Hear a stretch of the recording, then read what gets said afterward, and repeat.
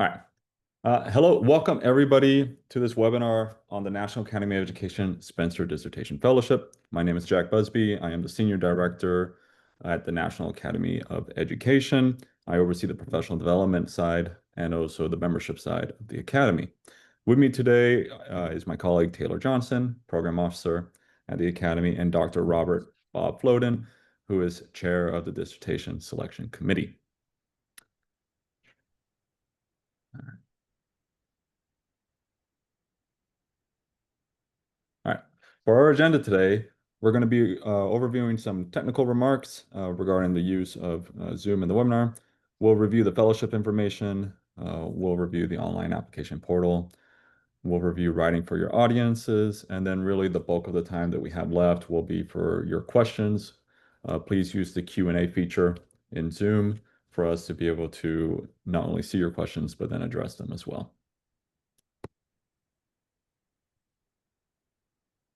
Some technical remarks. If you have any technical issues or cannot hear us, please write to us via the Q&A box, which is in the lower right-hand side of your screen. We'll respond to questions at the end of the webinar, so you are free to submit them throughout the presentation, but we will only address them at the very end. Please try to keep your questions to more of a general nature. If you ask anything that's very specific, or you would like to ask anything that's very specific, we ask that you please write to us to our inbox at info@naeducation.org. We are recording this webinar and we will post this recording on our website and also on YouTube sometime within the next week. All right, fellowship information. All right, while this webinar is primarily about the application process, I do want to briefly describe the benefits of the fellowship. The fellowship is funded by the Spencer Foundation and it is administered by us, the Academy. It is intended to be a capstone to your dissertation writing experience with support and mentorship. If you are selected, you will receive a non-renewable $27,500 stipend, and you will attend 2 mandatory retreats, one in the fall and one in the spring.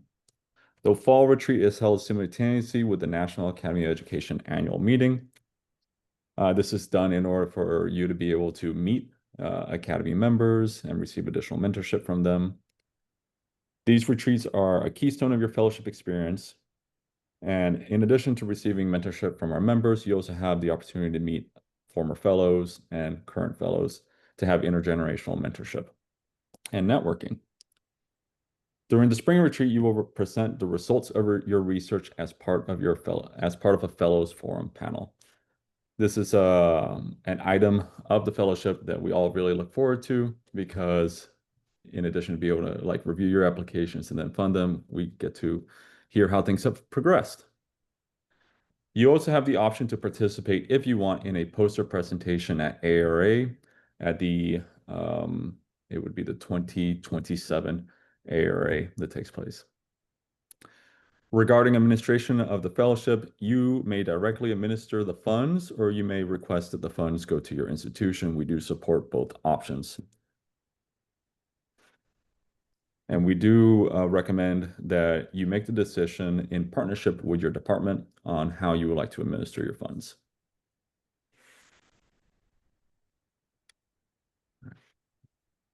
The timeline you present in your application is an important indicator in the selection process, with the committee paying careful attention to pre- and post-award milestones.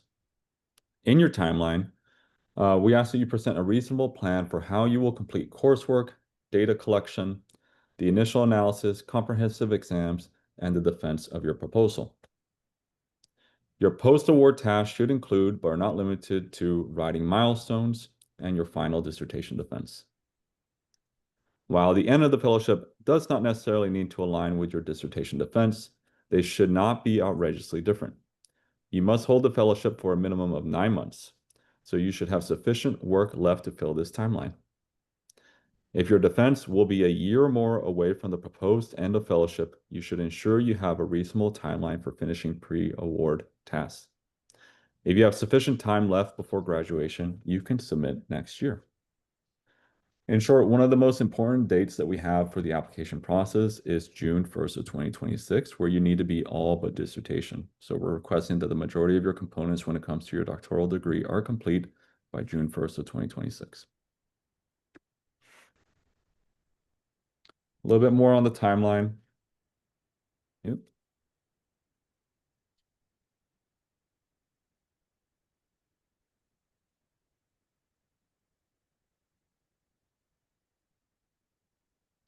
I think I skipped a slide.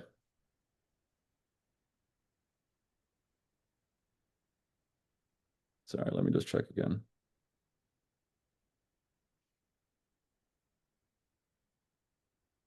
Yeah, I think I skipped a slide. Is that right, Taylor? We did information Okay. and we did eligibility, so timeline should be next. Okay. No, we did timeline. All right. Well, if there's a question you have, we will answer at the very end. Apologies. So here's the overall look at the process for the selection process for the application. The application portal will close October 2nd, so that gives you a little bit over 2 weeks. We will review applications for completeness and appropriateness after the deadline. Staff will then assign your application to 2 external reviewers who are not part of our selection committee. We tried to closely align your research to the expertise of these reviewers, but perfect matches are often not possible. Reviews are then sent to the selection committee.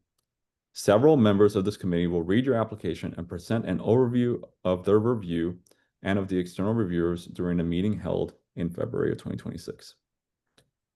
In March, we will notify you if you are moving to the semifinalist stage. If you are a semifinalist, we will ask you to submit an update to our committee regarding your proposal, timeline, and budget. This update is very important, so we do ask you to please present the details in a timely manner, and also to make sure that you provide the updates, because if you do not, then you will no longer be considered for the fellowship. We hold a second selection committee meeting in April, where we will select 35 finalists. We will then update you on your status around May of 2026. The fellowship can begin as early as September 1st of 2026. And I'll pass it off to Taylor. Sure. So the application portal. Next slide, please. Thanks. So what you have in front of you currently is a screenshot of our application portal. You'll be instructed to either log in and or to create a new login and password in order to access the application. In the top ribbon, you'll see that we do have a handful of programs that we administer. And so when you do log in, please be sure that you are applying to the appropriate program. So if you experience any difficulties with the online application, or something doesn't necessarily look right, and or you have a question regarding the format in which you're submitting questions, please do reach out to staff members realistically before the end of the week, to make sure that we have ample time to answer your questions, but then also for you to be able to insert your application materials. Something else to note is that if you have applied in the past, we will not be reviewing previous applications. You do have to start a new one, as previous applications won't be reviewed by our staff and or by the selection committee. And then a reminder, and we'll repeat it multiple times throughout the session, the application deadline is October 2nd at 5 p.m. Eastern Time. You and your references must meet this deadline.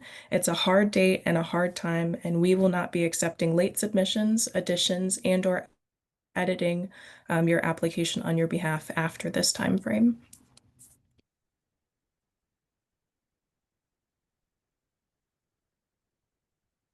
Okay. So something beneficial about our application portal is that you are able to log in and save your progress as you go through.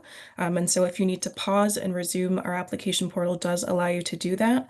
And so my recommendation is, if you have not already had the opportunity, create an account, click the application that you're interested in applying for and just read through our questions that we're asking. This way you can familiarize yourself with how long it's going to take you to complete the application, but then also ensure that you're providing the information in the appropriate formats. For example, we have some that are a short answer and they range from 100 words to 150 words, and the word count is on the application itself, but then also being mindful of when you would be uploading PDFs. Something specific about PDFs is that we want to make sure that you are uploading documentation that doesn't have any security measures for it. So for example, sometimes we receive transcripts and only the student or the university is able to access these things. Whenever you upload this documentation, please make sure that you remove those securities in order to streamline your application process for us.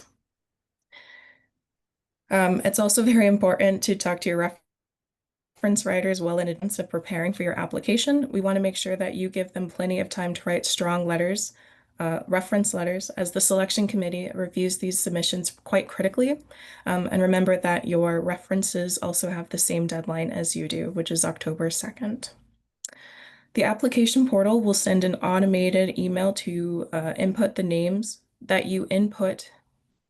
The application portal will send an automated email when you input the names of your references with instructions and a link to upload their letters.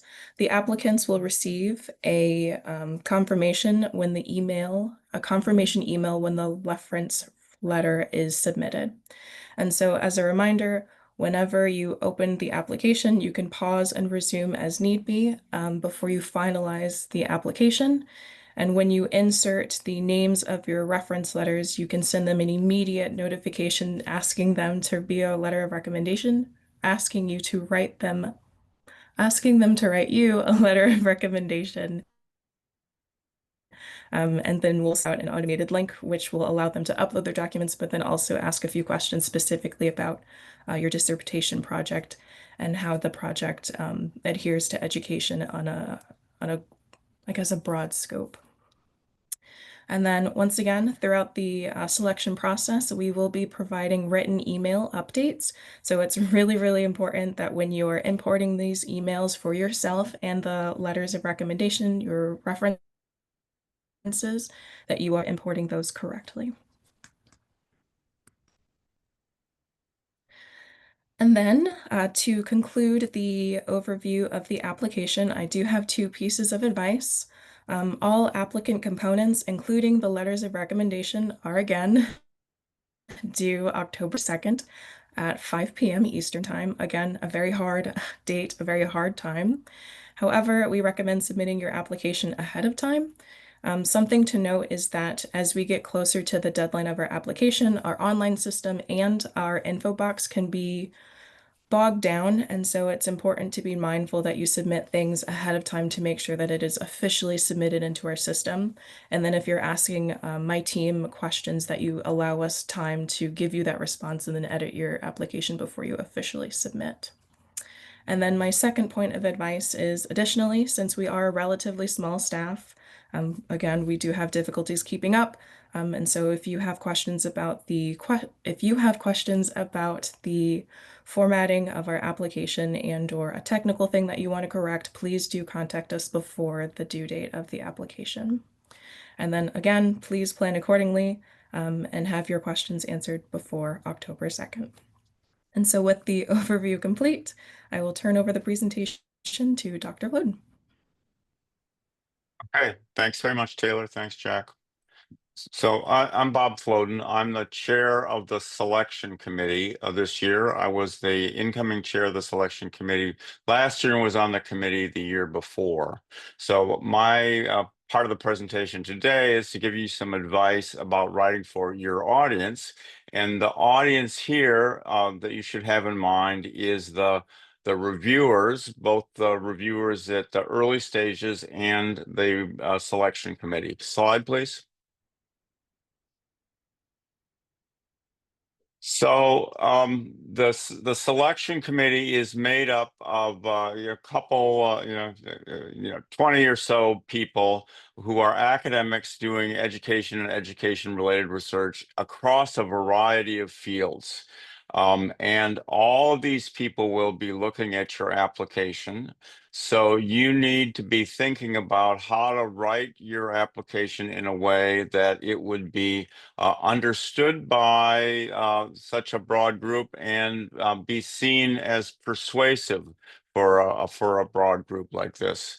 At the earliest stage, there's some match between your areas of specialization and the people who are reviewing it in the earlier review.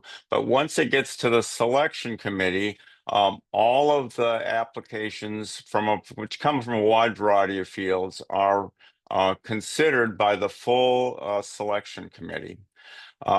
In the way that it works in our first meeting in November, two people from the committee read each proposal and read the reviews that have come in at that point, and then one of them makes a presentation to the whole group, and the other chimes in. But all the members of the committee generally have had a chance to look at the full proposal, and certainly during the course of the meeting, as we look at proposals that might be moved forward or might not, everyone in the committee will take a look at the proposal. So it's very important to write in a way that you're writing that's something that's persuasive to a group of people, many of whom won't be in your particular field. This is advice that I'm giving here for this competition, but the same holds for when you're writing for funding for any sort of a non-specialist organization that supports research and education.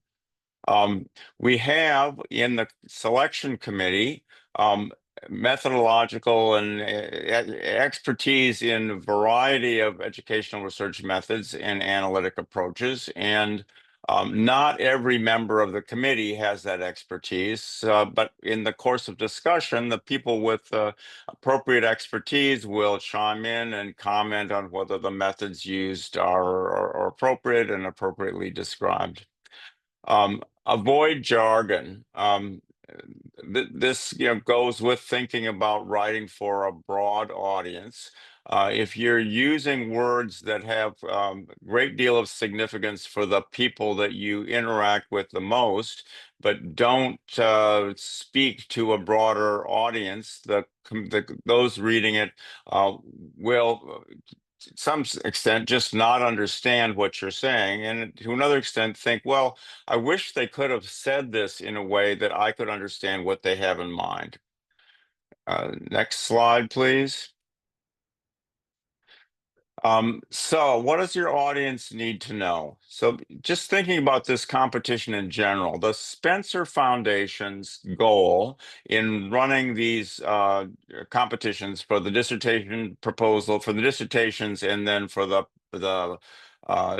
postdoctoral things, is they're trying to in both support research that's going to be important and make a contribution to the field, and support scholars in their development to go on to be longtime contributors of important, highly rigorous research in education. So in your own proposal, you need to think about those things. You're not just describing what you're doing, you're describing why that's important to do and why the results of your research would be important to education. And the stronger proposals, it's not just important to the particular subgroup of people that you're working with, but to education in general. And to make the case that the work that you're doing is of high quality, and that you can do it in the time allowed. In any sort of proposal like this, just would say it's important, particularly at the beginning of your proposal, to pay attention to this, to use the first page or even the first paragraph of your proposal to introduce the reader to why this is an important, not just an important topic, but you're going to learn something of importance to the field. And you have a plan for doing it in a way that's going to provide strong support for the conclusions that you have in mind, and that this is part of the work that you plan on doing over the course of your career to make additional contributions. So in your proposal, you need to be thinking about addressing those three areas. And it may help to, focus on each of those explicitly, probably does.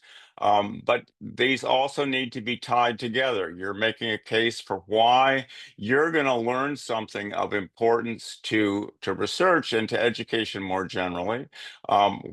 Why the way that you are approaching this will lead to results that are well substantiated by the work that you're doing, why you have a clear idea about how to get this done in the amount of time you have left, and how this is going to contribute to your own work in education research in the future. So that's for you, but the letters of recommendation as well should speak to your project and its importance, the quality of the work that you propose, and the chance that you'll get it done in the time allowed, and that where you're going as a researcher, and that you will contribute to education research in the field, not just to research in general, but to education research. So all of these throughout the process are important, and the selection committee pays attention to each of these. And I'll just say it's important to have enough detail about your plan of work. This has to do both with the quality and the feasibility, that the committee can see that the things that you're going to do will answer the particular questions that you've named earlier in your proposal as being important. Not just that you're doing work that's using generally accepted methods, but that the methods you're using are appropriate for gaining information that's important, and then that is the focus of your study. Next slide, please. So what does your audience need to know? This is going back over these same things. So the importance of the research, what are you going to learn, and how does that add to what's already known? When the field reads your doctoral dissertation at the end, what will people have learned that's different from what they thought already about the particular topic? And how, in particular, does what they've learned have some impact on education for the better? I mean, this is research on education. The proposals are for doing research that's going to make some sort of improvement in education, and it's good for you to make that explicit. Here's what we'll know that's different based on my study, and here's how knowing this will help the field improve the impact of education. The quality of the work, describing your overall approach and why it's appropriate. And here again is a place where, avoid jargon and try to be more specific about what you're doing. If you just say, I'm going to use multiple methods, that doesn't get you very far. It's such a broad area. There's nothing wrong with it, but for the proposal to be strong, you need to say more about how the particular methods you're using are going to be useful in addressing the research questions that you've laid out in your proposal. Specifics about the data collection and analysis, as much as you can, given the timing. So if you're going to be gathering survey data, what's your plan for doing that? What's your selection process going to be? And for the analysis, again, not just general things. Oh, I'm going to use hierarchical methods, but say in particular, what sort of methods are going to be used, and how those are going to support answers to the research questions that you've laid out. And then, as in most proposals, there will be some limitations. There always are, issues that you'll need to be addressing in a research study. If there are such that you see, talk some about what you see them as being and how it is that you're going to address those limitations, either by taking measures that will eliminate the limitations or by acknowledging the limitations in the conclusions that you're drawing. And then third, the quality of the applicant. Some things about yourself, and there are parts of the proposal where you're asked to talk about yourself and what you're doing and why you're doing this work. And what the committee is looking for is evidence that you're going to, whether or not you get this funding, you're going to pursue vigorously a career in which education research addressing important problems in ways that provide strong support for the conclusions you're drawing is going to be a part of what you're doing for the rest of your career. The dissertation is a starting point, but the more you can give the committee a sense of not only how this is going to add to other things, but if this is it's a first step, but you have other ideas about how you're going to be addressing questions in the future, that's fine. The committee wants to be persuaded that you're going to become a distinguished contributor to education research. Slide. Okay, is this me still, Jack?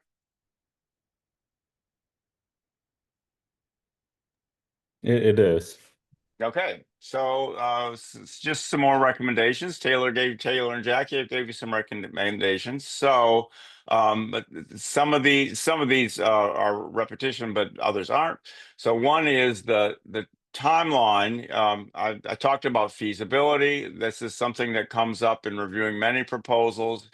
They say they want to do this, but they don't even have the sampling frame for drawing their survey yet. How is it going to be possible for them to complete this work in a timely manner? Or if they're going to need to recruit subjects, how are they going to be able to get enough subjects to do it? So in the timeline that you're asked to provide, the link to the proposal, you need to persuade the committee that you have a plan for completing the project in a timely manner that is fitting the time frame for this fellowship.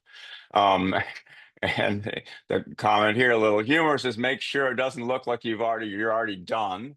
The fellowship is to support the last stages of the completion of your dissertation. And if you're already done, then you should be moving on and getting a job instead of getting a dissertation fellowship. In some fields, it's common that a dissertation isn't one study, but it's often 3 papers. I've done work with some economists. This is the common thing in economics. To help the committee see what they're going to be supporting, you're better off taking one of the papers, and it's the one that's going to be supported in the most by the Dissertation Fellowship. Say a little bit about the others, but spend enough time on one paper that you're able to lay out why it's important, what the research methods are, how it's feasible to complete this, what it's going to contribute to education for one of the papers, with a paragraph each about the other papers you're working on, but to give the committee the sense that you're going to use this fellowship to complete this particular paper, and the others will also be completed as part of your dissertation. Check your writing. One of the things that you probably all know about writing is writing gets better if you write something and you get feedback and you revise based on the feedback. This has to do with the timing of the preparation of the proposal as well. The sooner you can get a draft of the proposal to colleagues and non-practitioners. This is a research proposal, and if you can get it from colleagues who aren't in your specialization, knowing that when it gets to the selection committee, you're going to have a proposal that's reviewed from people that aren't in your specialty area. So if you can get fellow students or faculty members or others uh, from wherever to take a look at the proposal with having in mind what Spencer is going to be looking for, high quality research contributing to education, and give you feedback on whether they can understand what you're doing, can see why it's important, and almost always they will have some comments to make to you about things they don't understand or aren't persuaded about. It's good in your writing to have a coherent narrative. This should, read like a whole piece of work. You're starting with introduction. As I said, it's important in the first paragraph and the first page to lay out why the question you're trying to answer is important for education, and what research could contribute to answering that question, and how the general research you're planning on doing will provide strong evidence for strong support for supporting answers to that question. That's good. In education, there are a lot of acronyms: IES, CTS, LSD, TIA-CREF, whatever.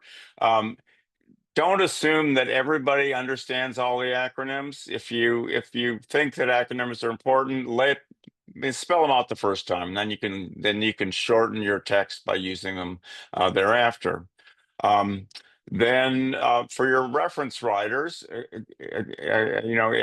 as we said, those letters need to address the same things that you're addressing in your research proposal. That is why this is an important topic that's going to make an important contribution to education, why the particular study that you're doing is going to lead to conclusions that are well supported by the research, and something about why you're someone who's likely to be a leading scholar in education research over the next few years. So they need to understand that that's what the letters should be providing, not just that they're saying, this person is a strong student. Not irrelevant, but that's not really the question. The question is whether the research project is important, is going to lead to important conclusions, and whether not just as a student, but as a up and coming academic, you're someone who's going to have a strong career in education research. Slide.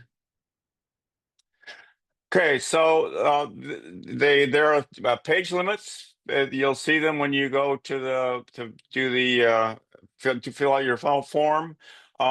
You can add appendices, but the selection committee and the earlier reviewers are not required to read them.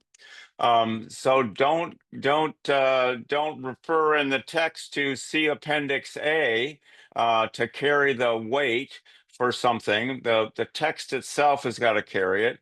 But sometimes an appendix can be helpful. For example, if you're doing something that involves surveys, if you have already a draft or a final version of the survey protocol, the questions you're going to be asking, you could include that as an appendix, because that helps the reviewers see, go from your talking in general about what you're going to be asking to seeing how you're actually going to ask those questions.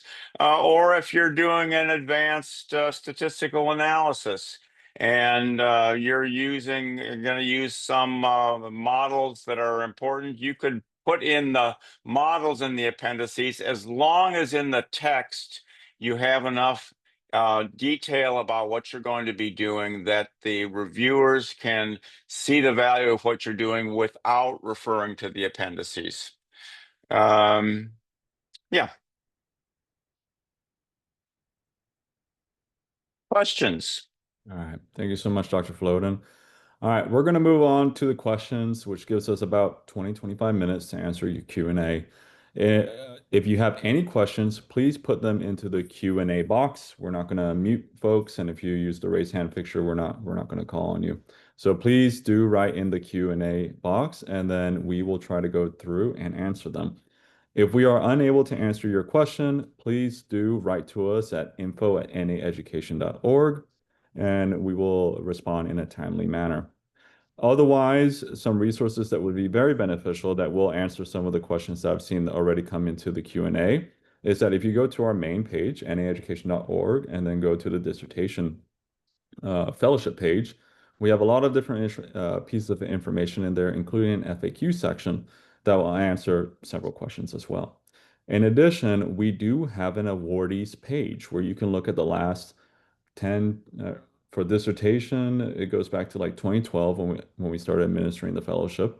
So that's the last 10 plus years of proposals that we have funded. You don't actually get to see the exact proposal, but you can see the abstract and different information about the candidate.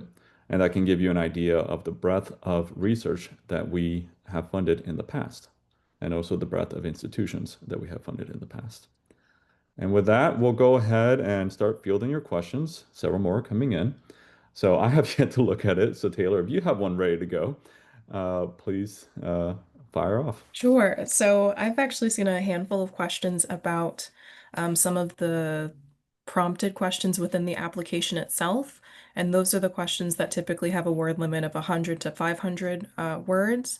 And so people are asking for more clarity on the question of like most scholars now believe fill in the blank, or as a result of my study, fill in the blank, or how has your positionality impacted your research and how you're going to fulfill this proposal, fill in the blank.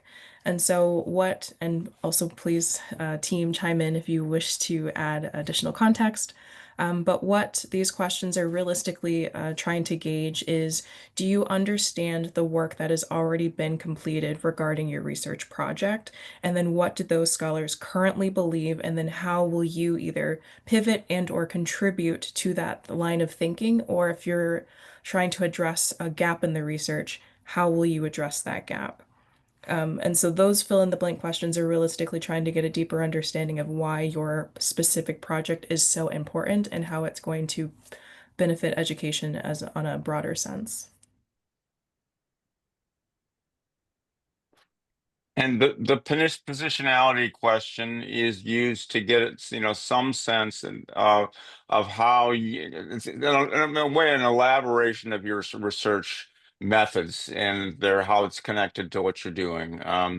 There's not a right answer to this. It's trying to understand who you are, where you're going, how you understand yourself, and how that it figures into the methods you've chosen to use and the way in which you're planning and on drawing results. You, Taylor and Bob. Some quick questions here. Um, there's questions about timeline. So a reminder, you must be all but dissertation by June 1st of 2026. The dissertation, you can start as early as September 1st of 2026, but you can start after September 1st, 2026. Most fellows do begin on September 1st, 2026, but we do allow for a couple months of leeway if you need it. The minimum that you have to be on the fellowship is 9 months. So keep that in mind.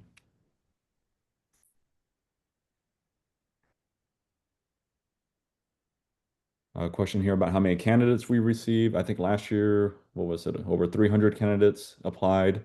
I think closer to 400 maybe. And we, in the end, will fund 35. So a little less than 10% of the number of candidates to the number of fellows. Right.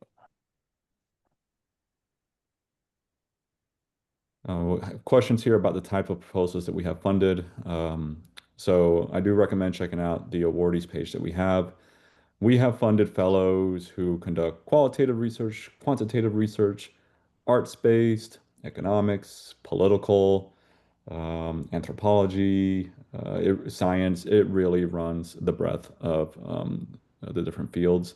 As long as the research is in education itself, which is broadly conceived, then we will consider it. And if you submit a strong proposal, we will fund it. Someone has a question about letters of recommendation. Within our Q&A, it does give a deeper dive as to what questions the references will be addressing in terms of the letter. But we do ask for two letters of recommendation, one from your dissertation chair and another from a faculty member. It doesn't necessarily have to be a faculty member from your current institution, just someone who really understands you and your research in order to answer those questions. Because once again, it's a persuasive piece for your project. Another question here, are international students eligible to apply? International students are eligible to apply as long as you are at an U.S. institution. If you are currently not at a U.S. institution, then you are not eligible to apply for the dissertation fellowship. However, after you complete your doctoral studies in a couple of years, if you are still interested in the NAEd Spencer Fellowships, I do recommend that you look into the NAEd Spencer Postdoctoral Fellowship. That is open globally, and you do not have to be at a U.S. institution or even any or any institution for that matter. Someone has a question. So in terms of types of research topic, if our interests involve using terms of diversity, equity, inclusivity, even in the study conducted outside of the US, would this put them at a disadvantage? I don't think so. Certainly the language, the only thing I would say is, explain what you mean. Those are words that, border on being jargon if it's not clear what sort of inclusivity or diversity you have in mind. But the idea of topics like that is, certainly welcome. We've had proposals that focus on those things that were funded. A technical question here. If we submit an application a few days early, are we able to modify or edit the application? So once you submit your application, you are not able to modify it anymore. Your recommendation writers are still able to submit after you submit your application. So you can't do edits, you can't make modifications, but we can still receive your reference writer letters. So if you are done with the content that you would like to upload, then I do highly recommend submitting it before the deadline. Again, as Taylor shared earlier, those final couple hours and especially the final 30 minutes of the application deadline, the amount of inflow that the website is receiving is really high, and that can cause things to slow down. And it is a hard date. So if you do not submit it by the 5 o'clock submission period, we will not accept your application. So I do recommend submitting it if all your material is complete and you're just waiting on your reference writers, but then make sure that your reference writers do submit it by that deadline. We have a question. If applicants don't move forward to the semifinalist round, will they be notified of their status in March? Yes. And then also approximately how many applications are typically submitted for the fellowship opportunity. For dissertation, we have about 400 applications. And then once again, we award about 35 awards every year. And then someone had a question about, are the retreats held within the United States? Yes, as of right now, the retreats are within the United States. We do have two, and currently they are both in Washington, D.C. And if you are awarded, we manage your logistics and expenses to attend both fall and spring retreat. All right, a question here, two questions here that connect. I'll kick it off, Bob, and then I'll ask you to finish it. So the first question is, can the main narrative include figures? The main narrative can include figures, but know that that does go against your page limit. So make a consideration on whether or not it should be in the main narrative or in the appendix. And that is something that you're going to have to determine. But then for the next one here, Are there any particular considerations applicants should keep in mind for the balance we should strike between theory and methods in our proposal? And I wouldn't want to hazard a specific balance. You have to have enough in the methods to persuade the people that the committee that you have an approach that's going to lead to support for the conclusions you hope to draw. In terms of theory, well, that's almost a jargon word. You have to have something that sets up the research question and puts it in the context of prior research. So you need some of each, and it's depends on the particular proposal, but the goal is to convince the committee that you have a question that's important, and setting it in the context of prior work, and that you have methods that will lead to conclusions that go beyond what's already established in the literature.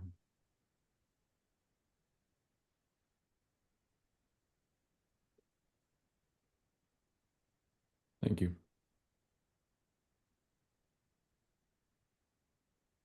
Bob, can you also provide clarity on this question of how deeply should we be going into the lit review / conceptual framework compared to the methods? How deeply should they go into preliminary findings? So of course it depends. You have a page limit. I've read some proposals that are weak in that they spend 60% of the proposals setting it up and then say hardly anything about what they're going to do. On the other hand, if you don't say enough about the prior research to convince the committee that you've got an important question on which you understand what's already been done, you're not gonna persuade them that you're working on an important question. Preliminary findings, if that means preliminary findings in your own work, that's something that can persuade the committee that it's feasible for you to complete the work overall. And if the preliminary findings are already yielding something that wasn't already shown in the literature, that's a strong argument that you're going to make a contribution that goes beyond what's already known. Thank you. Thank you. All right, I have a question here. If applicants receive feedback, if they are not awarded, unfortunately for the dissertation fellowship, we do not provide feedback to the applicants. So yeah, we do not provide feedback. We have a question about terminology, areas of focus when it comes to what we will award. I know that we accept all applications, all forms of research when it comes to the NAEd Spencer Dissertation Fellowship. So please do go ahead and apply. As long as it's within the field of education research, we will consider your research and the type of work that you're doing. So one question is, just to clarify, will all reviewers be assessing the whole application or just the dissertation narrative? They'll be assessing the entire application. Letters of reference, your personal statement, your transcript, everything.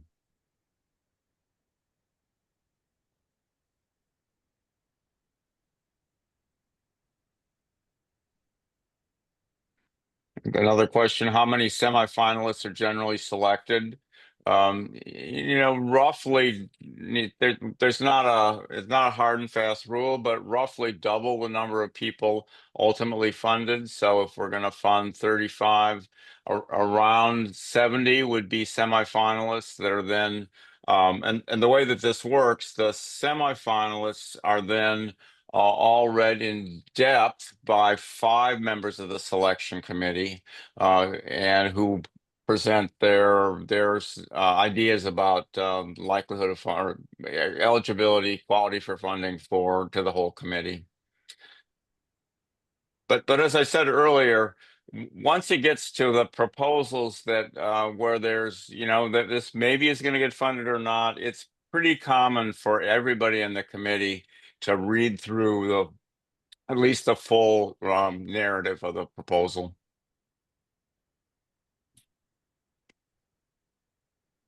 Thanks. We have a question here about being able to work while you're on the fellowship.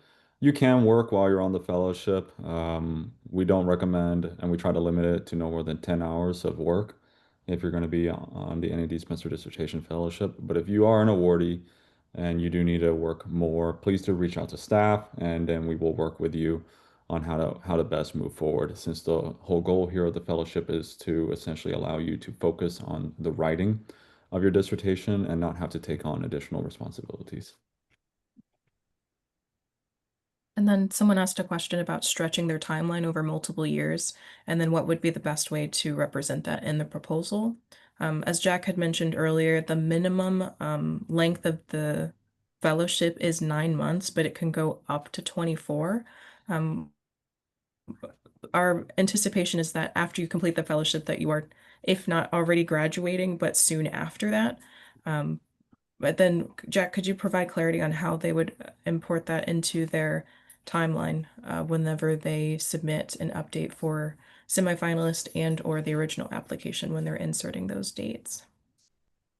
I'm sorry, Taylor, could you say that? I was reading the questions. If someone wishes to have a timeline that's more than the 9 month minimum, how would they appropriately explain that to the selection committee? Yeah, thanks. So the minimum is 9 months. And I think most fellows are choosing around a year in order to complete their fellowship.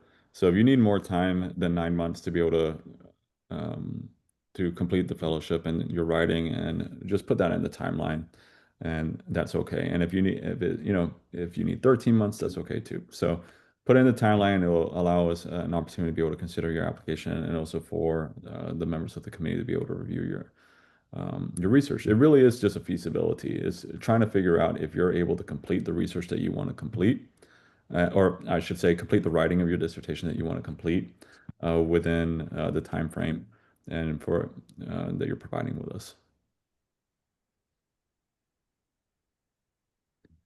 I have a question here about age. Age is not uh, part of the selection criteria here. So the main criteria is that you are in the final writing of your doctorate or the final writing phase of your doctoral degree. It doesn't matter if you are in your 20s, your 30s, your 40s, or later.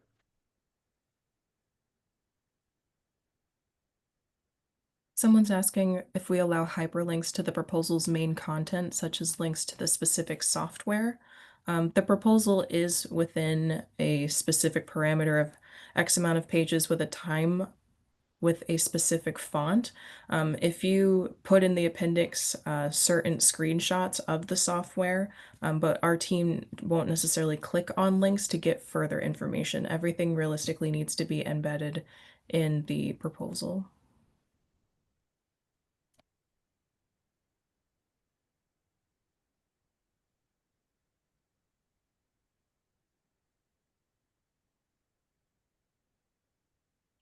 So one question is about, can we elaborate education broadly conceived, and does the committee, how the committee sees projects not aligned with formal schooling? The answer is it's education broadly conceived. This is from the Spencer Foundation. They don't restrict thinking about education to things that happen in formal educational spaces. And if it's in some other way, it's important to make sure that you've written something that helps the committee see that you are still working on education and not something else. But it's certainly there's no restriction to K-12 or higher education formal.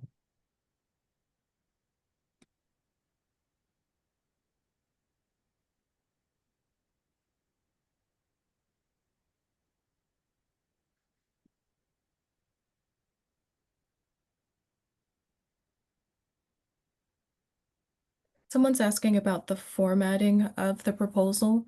We take all citation styles, depending on what your dissertation genre, not necessarily genre, but what the recommendation citation style is. We accept all formats. If you need to include figures and or images, you can reference them in the body of the narrative, but do know that this does count against your word count. If you need to add specific images and or charts, you can put those in the appendix, but just make sure that if you do that, you provide enough context in the narrative for our selection committee to truly understand the importance of that data. Another question is, would slightly exceeding the recommended word count for the portal prompts cause any issues? Yes. You won't be able to do it. You'll be cut off at the word Correct. count. Yeah, it'll give you an error message, and then you'll have to reduce your word count in order to formally submit the application. But it'll let you know as you save each step of the process. Also, in the application itself, it has the count, so you know exactly when when to stop.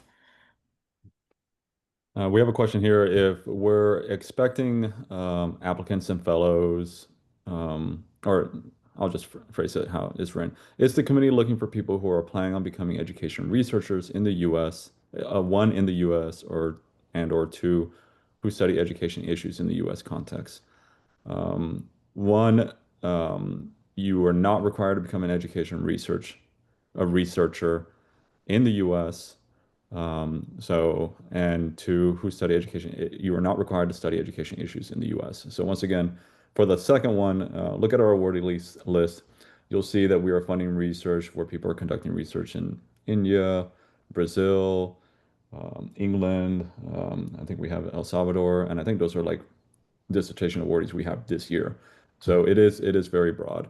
There is no expectation that you have to go into academia in order to receive the fellowship award. What we're looking for is that you have an interest in the field of education and that you're going to be continuing in your interest in the field of education. We do have awardees who then go into a nonprofit or private after their doctoral degree is received.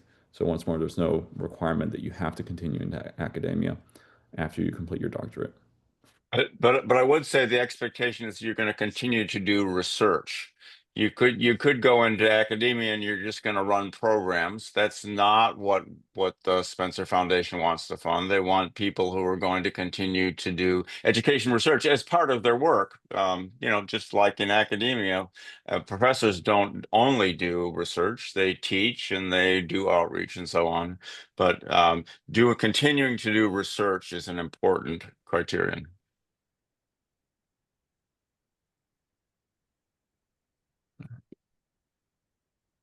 I think we might have time for one or two more questions. We're trying to find some that have not been answered already.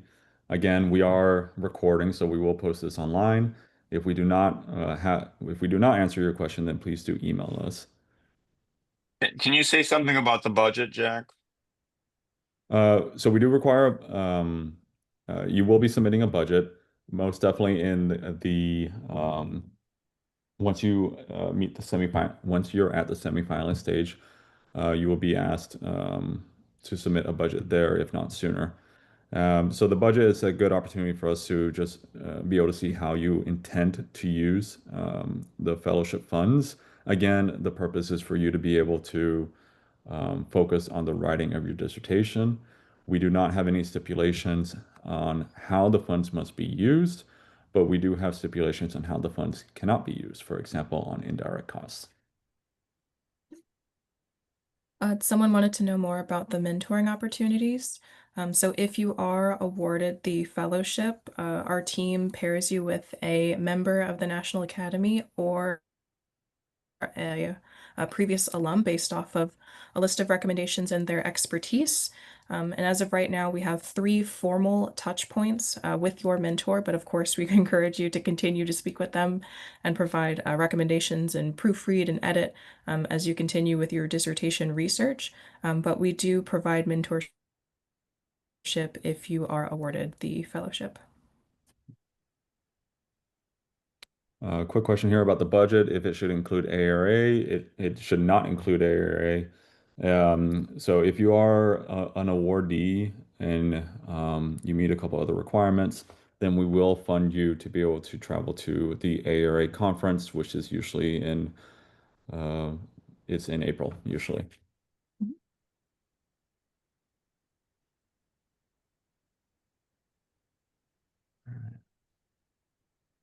I think that's where we're at time. So thank you all for being here today for our webinar. Once more, please send us an email, info@naeducation.org, or do visit our website where we do have a frequently asked questions section there on our page where your questions may be answered. But if not, then please do email us. Otherwise, a big thank you to my colleague Taylor Johnson and also to Bob Floden for being here to present on the NAEd Spencer Dissertation Fellowship. We very much look forward to reviewing your applications once they are submitted. Again, the deadline is in 2 weeks. So